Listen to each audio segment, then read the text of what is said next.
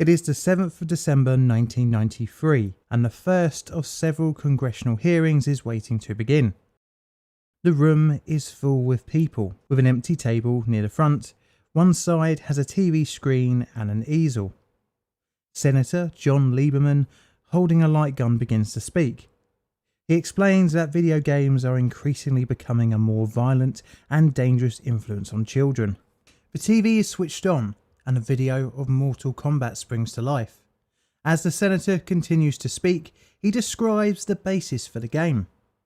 As the committee meeting goes on, a number of industry and educational experts speak. This hearing will become to be known as the 1993 Congressional Hearings on Video Games, and it was the culmination of a moral panic, the thinking being that violence shown in media will be emulated by children. The ultimate result of the hearings is a more unified age rating system for home media. Although not explicitly stated, this idea is an evolution of fears tracing its way back before home video games to a long-standing theory, the social learning theory. This line of thinking became part of the social zeitgeist from a number of studies, starting with B.F. Skinner's operant conditioning and culminating in a controversial but fascinating study called the Bobo doll experiment, overseen by Albert Bandura. The aftermath of the study reinforced the belief that children become violent when exposed to violent media. The experiments would, in retrospect, be seen as a controversial and ethically questionable chapter in the discipline of psychology. Many criticisms to the experiments would be brought forward, including accusations that the children were manipulated to gain the desired results and selection bias. But the results would influence general thinking on children copying actions observed, which would ultimately be the scientific justification of media censorship and age-related restrictions. Welcome to the dark side of science.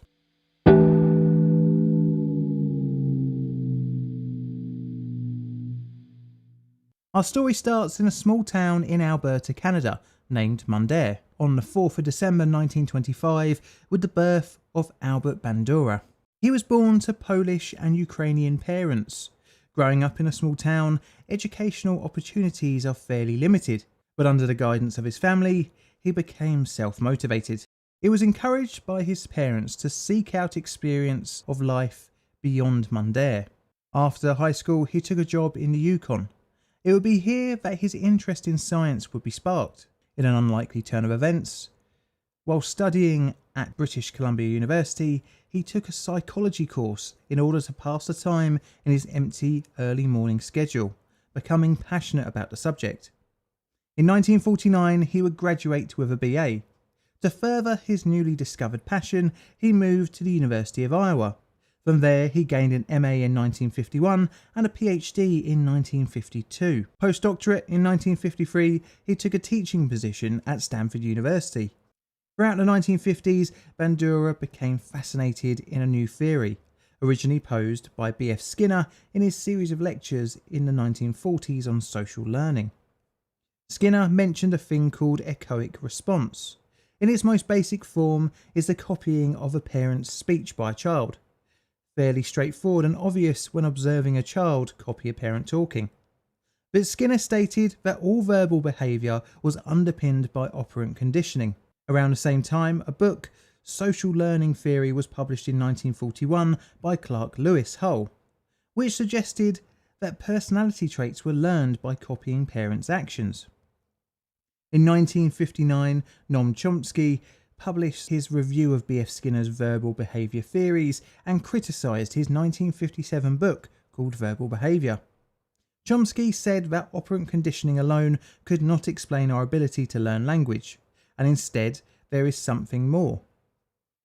As if Skinner's theory was right, then to learn a new response would require multiple attempts and positive reinforcement, much like how you train a dog to sit. In the same vein, Bandura set out to find if learned behaviours were from operant conditioning, i.e. from reward or punishment, or from imitation, i.e. watching another do something and copy it. One particular thing that fascinated Bandura was aggression. In social learning theory, three models of observational learning are posited. Live models, where a person is demonstrating the desired behaviour to a participant. Verbal instruction, in which an individual describes the desired behaviour in detail and instructs the participant in how to engage in the behaviour.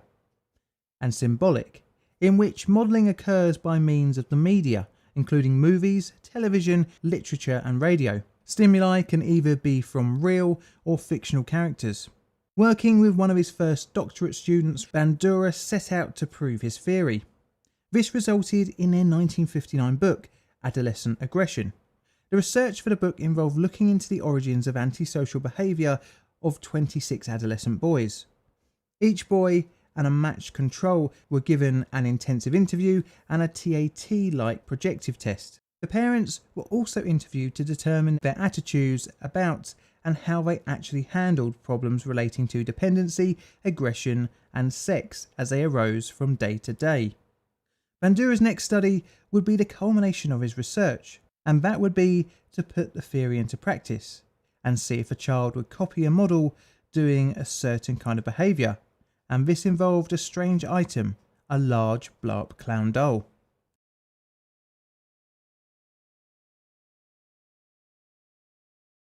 This is Bobo, a blow-up clown doll. Although a kind of creepy looking toy, he is a bop bag and is intended to be used as a safe way for a child to practice boxing, bouncing around and generally playing with. Well, that's what my daughter does with it. An unlikely tool for a psychological study, but it would become a vital part of a classic series of experiments. The Bobo doll experiment would start in 1961. But first, let's look at the method that Bandura set out. The study involved 36 boys and 36 girls who had been enrolled in the Stanford University Nursery School. They ranged from the age of 37 to 69 months, with a mean age of 52 months. 2 adults, a male and a female, served in the role of model, and 1 female experimenter conducted the study for all 72 children. The children were split up into 8 experimental groups of 6, with a control group of 24. Half the experimental subjects would be exposed to aggressive models, and half were exposed to models that were subdued and non-aggressive in their behaviour. These groups were further divided into male and female. Half the subjects that experienced the aggressive and non-aggressive models had same-sex models, whereas the others had an opposite-sex model. Each subject would be exposed to the scenario individually. This was to prevent the children from copying one another.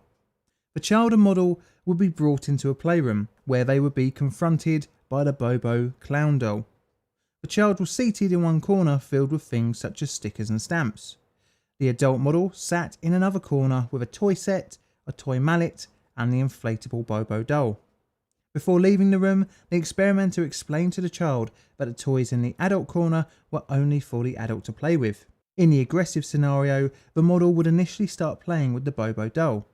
After a short while, the adult model would start to verbally and physically assault the doll. They would also use the mallet. After a period of 10 minutes, the experimenter came back into the room, dismissed the adult model and took the child into another playroom. In the non-aggressive scenario, the Bobo doll was completely ignored and the model simply played with the other toys in the room for the 10 minutes, before being dismissed, and the child, like in a previous scenario, was taken to another playroom. The next part of the experiment involved the child being allowed to play in the second playroom with some toys. To create frustration, after around 2 minutes, the experimenter would tell the child they would have to put the toys down, because they were reserved for other children. They were told they could instead play with the toys in the experimental room. In the first room with the Bobo doll, the child was allowed to play for 20 minutes, while an experimenter evaluated the child's play. The experimenter would record each time the child would initiate aggression in 4 ways. The first measure was based on physical acts such as punching, kicking, sitting on the Bobo doll, hitting it with a mallet, or tossing it around the room. The second measure was any verbal aggression towards the doll, especially if it mimicked the model.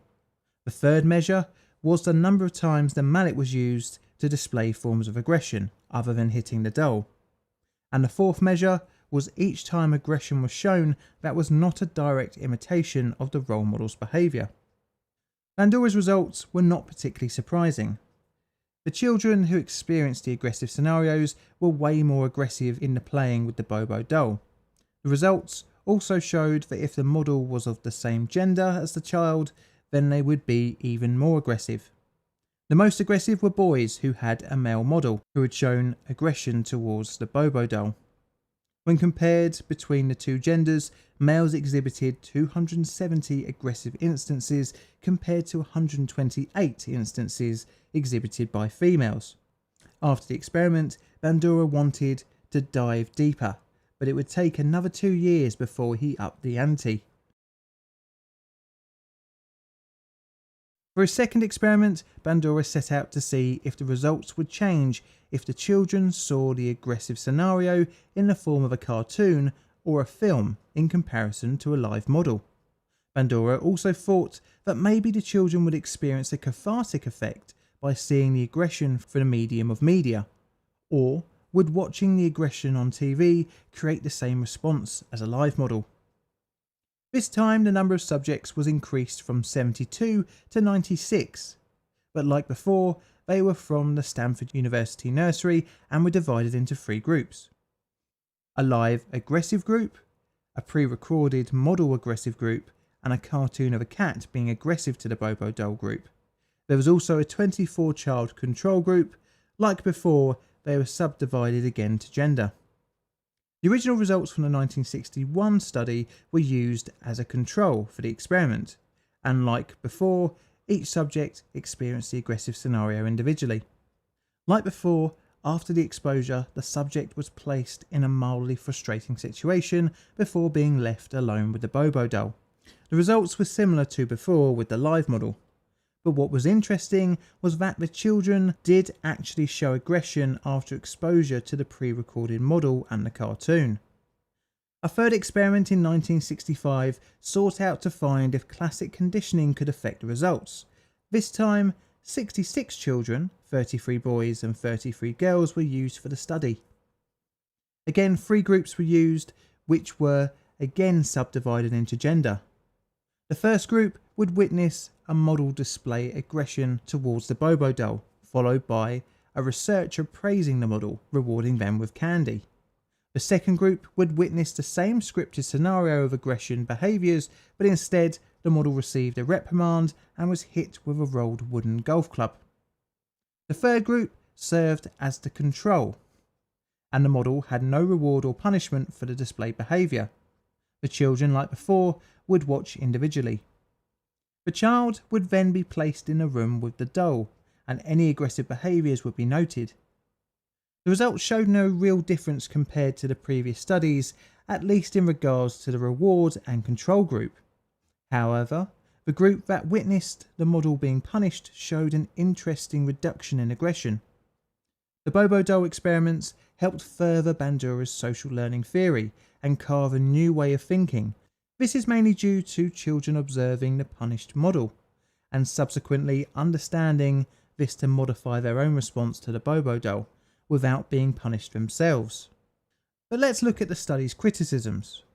Although not as controversial as other studies involving children, the Bobo doll experiments did have some shortcomings. Firstly, there was the question of whether the children did actually show aggression, or were they just mimicking the model. You see, children are very well known for copying adults, with little thought to the consequences, meaning finding out the motivation behind the subject's actions can be difficult and open to interpretation.